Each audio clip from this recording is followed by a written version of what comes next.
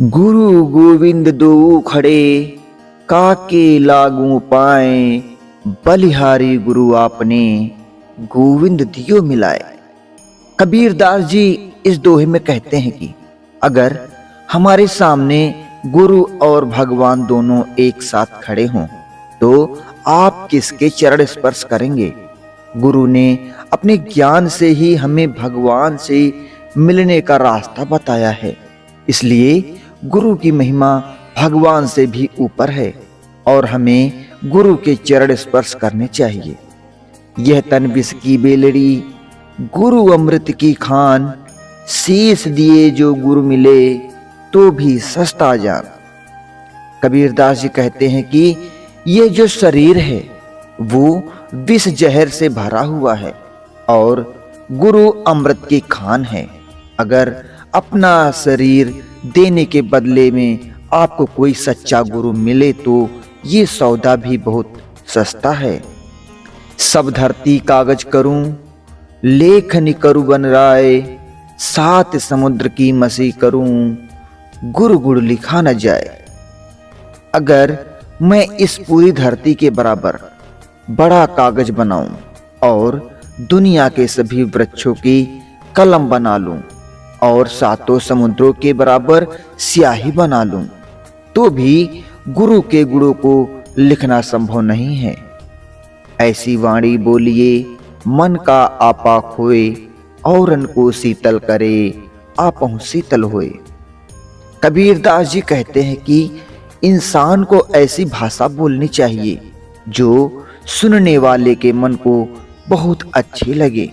ऐसी भाषा दूसरे लोगों को तो सुख पहुंचाती ही है, इसके साथ खुद को भी बड़े आनंद का अनुभव होता है।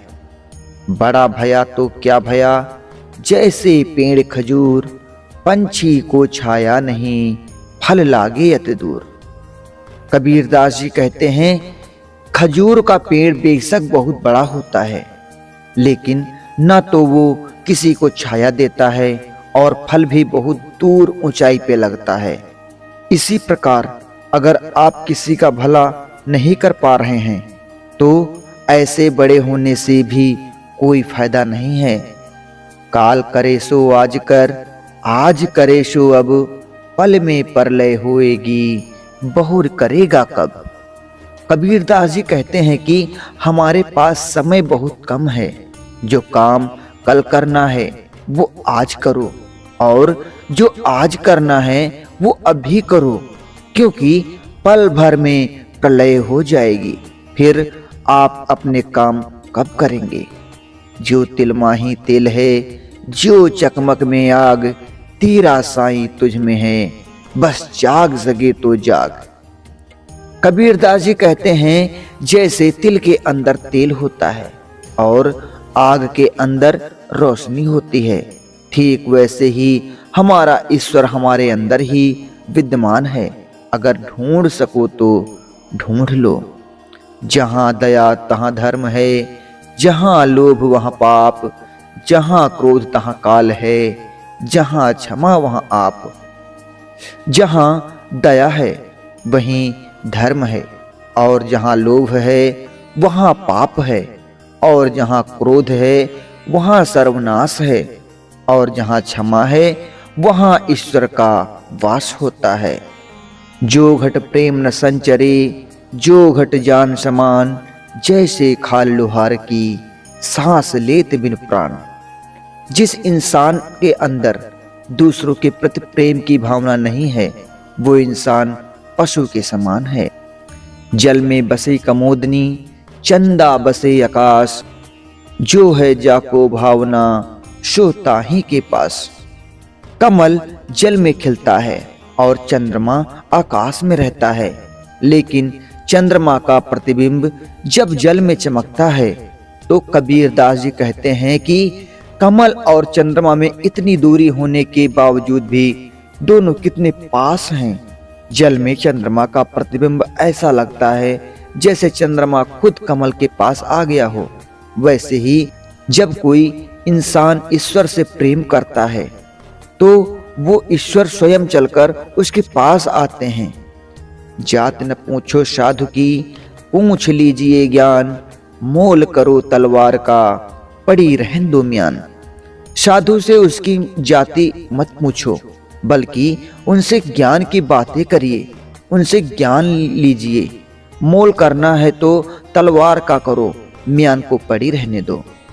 जग में बैरी कोई नहीं, जो मन शीतल होए, यह आपा तो डाल दे, दया करी सब कोई।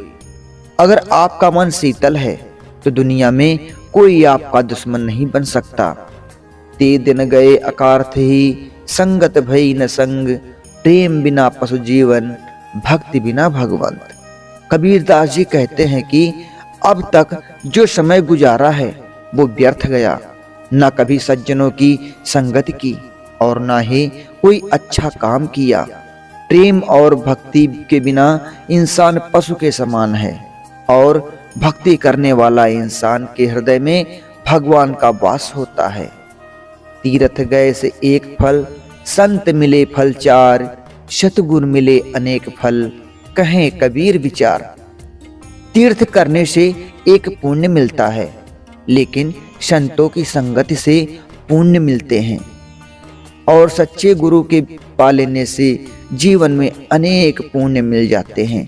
तन को जोगी सब करे, मन को करे न कोय, सहजे सब विधि पाइए, जो मन जोगी हुए। कबीरदास जी कहते हैं कि लोग रोजाना अपने शरीर को साफ करते हैं, लेकिन मन को कोई साफ नहीं करता। जो इंसान अपने मन को भी साफ करता है, वही सच्चा इंसान कहलाने लायक है। तो दोस्तों, आज की वीडियो आपको कैसी लगी? उम्मीद करता हूँ कि वीडियो पसंद आई होगी। अगर वीडियो पसंद आई है तो वीडियो को लाइक करें, साथ ही हमारे चैनल को भी सब्सक्राइब करें।